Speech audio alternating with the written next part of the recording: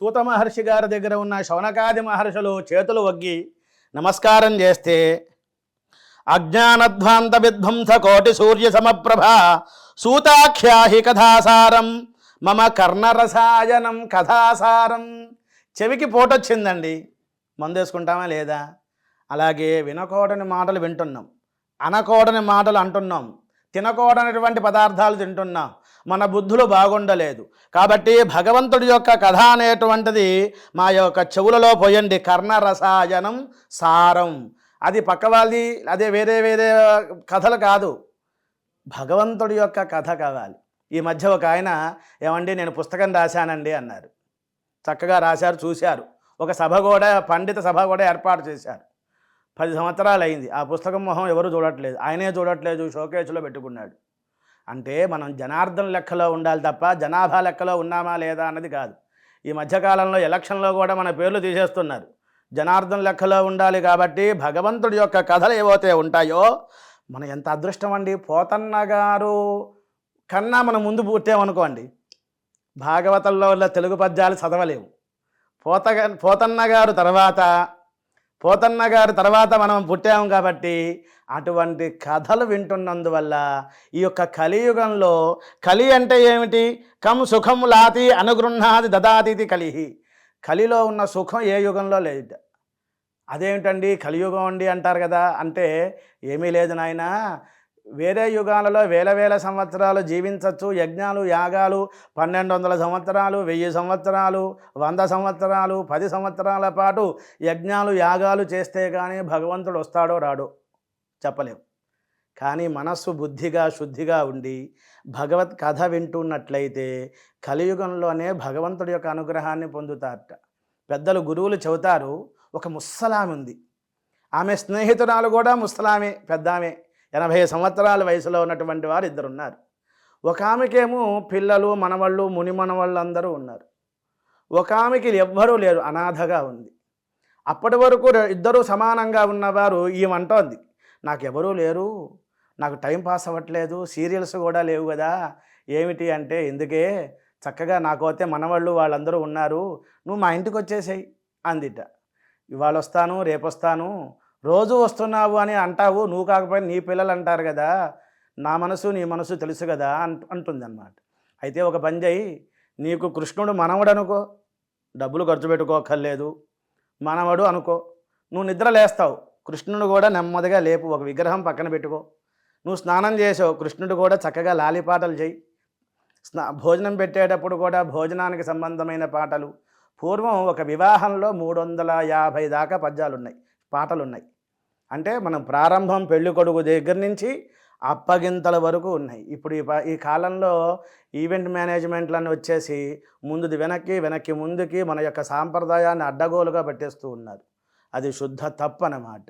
ఇక్కడ కూడా అదే చెబుతున్నారు. పొద్దున్నుంచి రాత్రి వరకు ప్రతి గృహిణి ఒక 50-60 సంవత్సరాల క్రితం ఒక 50 పాటలన్నా వచ్చేవి.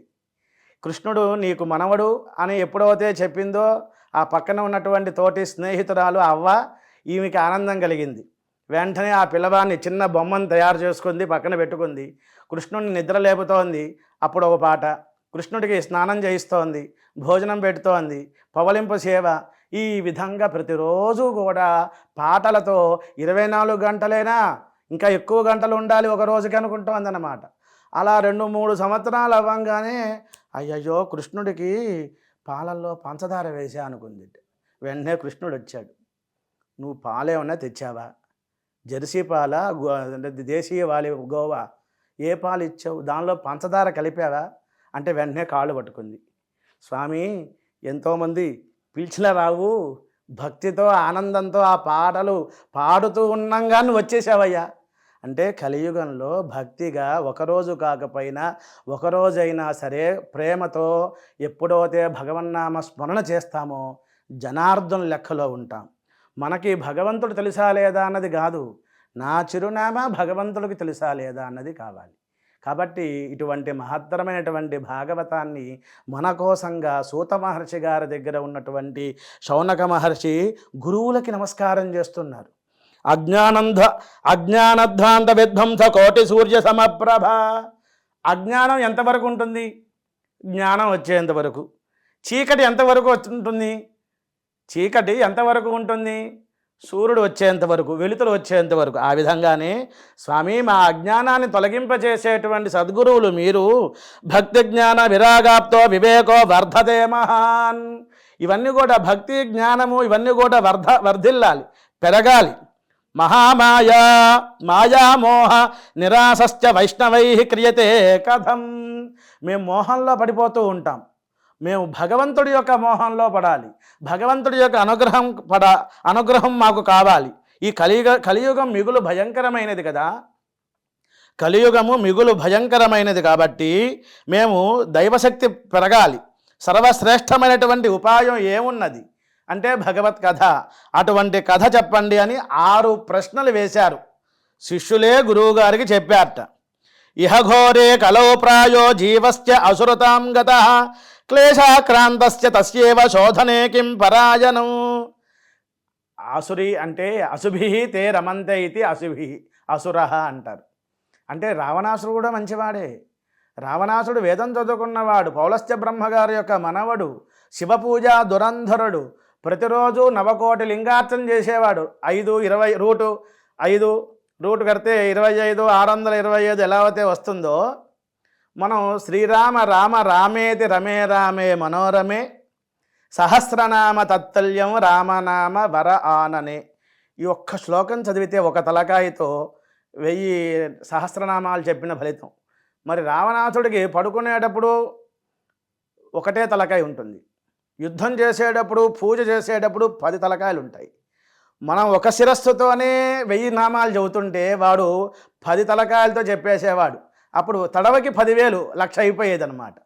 ఆ విధంగా భగవంతుడి యొక్క అనుగ్రహాన్ని పొందిన అశుభిః తే రమంతే ఇతి. ఇంద్రియ లోలత్వం వలన కన్ను చూడకూడని చూడాలి అంటుంది, చెవులు వినకూడని వినాలి అనాలి, అనకూడని మాటలు అంటూనే ఉంటుంది. దీన్ని ఏమంటారు? ఇంద్రియ లోలత్వం అంటారు. ఇటువంటి లోలత్వం ఉన్న వాళ్ళందరూ కూడా రాక్షస బుద్ధి కలిగిన వాళ్ళే. అందువల్ల అశుభిః. ఈ కలియుగంలో ప్రతివాడు కూడా కాఫీ కావాలి, టీ కావాలి, భోజనం చేయాలి, సినిమాకి వెళ్ళాలి అనుకుంటారు.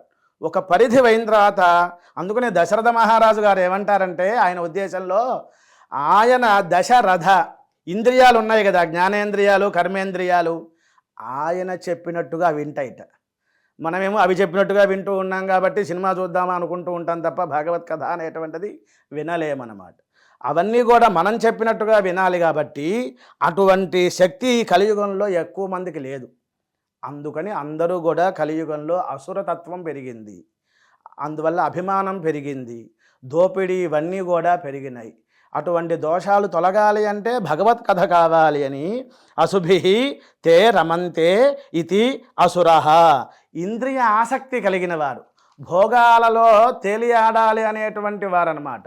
అటువంటి దోషాన్ని తొలగింపచేయాలి అంటే గురువుగారి యొక్క అనుగ్రహం ఉండాలి, ఆ దోషం పోవాలి. మరి గురువుగారు ఎటువంటి వారు అంటే చూసారా, గురువులో చింతామణిర్ లోకసుఖం సురద్రు స్వర్గ సంపదం ప్రయచ్చతి గురుప్రీతో వైకుంఠం యోగి దుర్లభం. బ్రహ్మగారికి కోపం వచ్చింది అనుకోండి, మనం విష్ణుమూర్తి దగ్గరికి వెళ్ళి కాస్త రికమెండేట్ చేసుకోవచ్చు. విష్ణుమూర్తికి కోపం వస్తే పరమేశ్వరుడి దగ్గరికి వెళ్ళచ్చు. పరమేశ్వరుడికి కోపం వస్తే గురువుగారి దగ్గరికి వెళ్ళచ్చు. గురువుగారికి కోపం వస్తే మనం ఎవరి దగ్గరికి వెళ్ళలేము. కానీ గురు కటాక్షం ఉన్నట్లయితే ఇక్కడ అదే చెబుతున్నారు, చింతామణి లోక సుఖం. చింతామణి మీరు ఏది కోరుకుంటే అది ఇస్తుంది. సురద్రు స్వర్గ సంపదం. ఇక్కడ ఇంకొక మాట, కల్పవృక్షం అంటారు. కల్పవృక్షం ఏది కోరుకున్నా ఇస్తుంది. చింతామణి ఏది కోరుకుంటేనే అది ఇస్తుంది. కల్పవృక్షం ఏది కోరుకున్నా ఇస్తుంది. గురువుగారి యొక్క అనుగ్రహం ఉంటే గురుప్రీతో వైకుంఠం యోగి దుర్లభం. యోగులకు కూడా దుర్లభమైనటువంటిది వైకుంఠం. అటువంటి వైకుంఠ ప్రాప్తి కలుగుతుందయ్యా ఈ భాగవతాన్ని చదివినందువల్ల. శ్రద్ధగా గురువులని సేవించాలి అని చెబుతున్నారు. సూత ఉవాచ ప్రీతి శౌనక చిత్తేతే హ్యతో వచ్మి విచార్య చ సర్వసిద్ధాంతం నిష్పన్నం సంసార భయనాశనం. అప్పుడు ఒకసారి అందరినీ చూశారు సూత మహర్షి గారు. శిష్యులు అడుగుతారు, పిల్లలు అడుగుతారు, పెద్దలు ఎలా అయితే చూసి మంచి ప్రశ్న వేశావయ్యా అని అంటారు కదా, అలాగ అనుకొని జనన మరణ రూపమగు సంసారాన్ని ఆ యొక్క దాన్ని దాటించేటువంటి శక్తి, సంసారం అనేటువంటిది పారద్రోలేటువంటిది. కలియుగంలో కలువు వెంకటనాయక అంటారు, వెంకటేశ్వరుడే స్వామి. వేం కటహ, వేం అంటే పాపములను, కటహ అంటే కట్ చేసేటువంటి స్వామి. మనం చేసుకున్న పాపాలు ఎక్కడున్నాయండి? జుట్టులో ఉన్నాయి. ఎవరెస్ట్ శిఖరం కన్నా ఎత్తులో ఉంటాయిట. మేరుమందర తుల్యాని పాపాని వివిధాని చ, మేరు పర్వతం, మందర పర్వతం అని ఉన్నాయి. మేరు పర్వతం అంటే పిరమిడ్ ఆకారంలో ఉన్న శ్రీచక్రం. అమ్మవారి గుడికి వెళ్ళినప్పుడు ఇలాగ చక్రం ఉంటుంది, శ్రీచక్రం అంటారు. అంత ఎత్తులో ఉంటాయిట మనం చేసుకున్న పాపాలు. అదేవిధంగా మందర పర్వతం అంటే క్షీరసాగర మథనంలో చల్లకవ్వంగా వాడారు కదా, అంత ఎత్తులో ఉన్న పాపాలు మానవుల యొక్క శిరస్సులో, జుట్టులో ఉంటాయిట. పూర్వం జుట్టు ముట్టుకుంటే చేయి కడుక్కునేవాళ్ళు. ఆడవాళ్ళు ఎవరైనా సరే భగవంతుడి దగ్గర ఉన్న పువ్వులు తీసుకొని ప్రసాదంగా కళ్ళకద్దుకొని తలలో పెట్టుకుంటే చేయి కడుక్కోవాలి. మనం చేసుకున్న పాపాలు జుట్టులో ఉంటాయి కాబట్టి మానవులందరూ కూడా, మగవాళ్ళందరూ కూడా, పురుషులందరూ కూడా తిరుపతి వెళ్తే హుండీలో కాస్తంత కానుక వేసినా వేయకపోయినా తలనీలాలు ఇవ్వాలట. వేం అంటే పాపములను, కటహ అంటే కట్ చేసేటువంటి వారు. మన సంస్కృతం తెలుగులోంచే వచ్చిన ఇంగ్లీష్ అంతా కూడా మాత, మదర్, భ్రాత, బ్రదర్. లెంత్ పెరిగిందని ఎక్కువ చెప్పలేకపోతున్నామని ఈ కాలంలో బ్రో అనేస్తున్నారు. మీరు చూడండి, మనం ఇక్కడ చేతితో బల్ల కింద డబ్బులు తీసుకునే దాన్ని ఏమంటారంటే కరప్షన్ అంటారు. కరము అంటే చెయ్యి, ఈప్సిత అంటే కోరిక, ఈప్సిత కరప్షన్ అయిపోయింది. మీ సారు 2 పూట్ల సంపాదించేవారు ఇవాళ 1 పూటే ఎందుకు సంపాదించారు అంటే శనివారం హాఫ్ డే అన్నట్ట. అట్లాగా అయిందనమాట. కాబట్టి మన భాష తెలుగు చాలా విశేషమైంది. సంస్కృతం ఇంక చెప్పవలసిన పని లేదు. కాబట్టి ఈ కాలంలో ప్రేక్షకులందరూ కూడా తెలుగులోనే మాట్లాడాలి. తెలుగు పద్యాలను, ఆ సౌకుమార్యాన్ని పెంపొందించుకోవాలి. మీ పిల్లలకి మీరు ఆస్తులు ఇస్తారు, మీరు ఇవ్వకపోయినా వాళ్ళకి వెళ్ళిపోతాయి. సంస్కారం ఇవ్వాలి. తెలుగు పద్యాలతో, భగవంతుడి యొక్క అనుగ్రహంతో, పోతన్న గారి యొక్క అనుగ్రహం, కృష్ణ భగవానుడి యొక్క అనుగ్రహంతో, సంస్కృత శ్లోకము, తెలుగు పద్యములతో భాగవతాన్ని మనం చెప్పుకుంటూ, ప్రారంభంలో సూత మహర్షి గారి దగ్గర ఉన్న శౌనకాది మహర్షులందరూ కూడా నమస్కారం చేసి సంసార భయాన్ని తొలగింపజేసేటువంటి కథ చెప్పండి అన్నారు. అప్పుడు గురువులు చెబుతూ ఉన్నారు,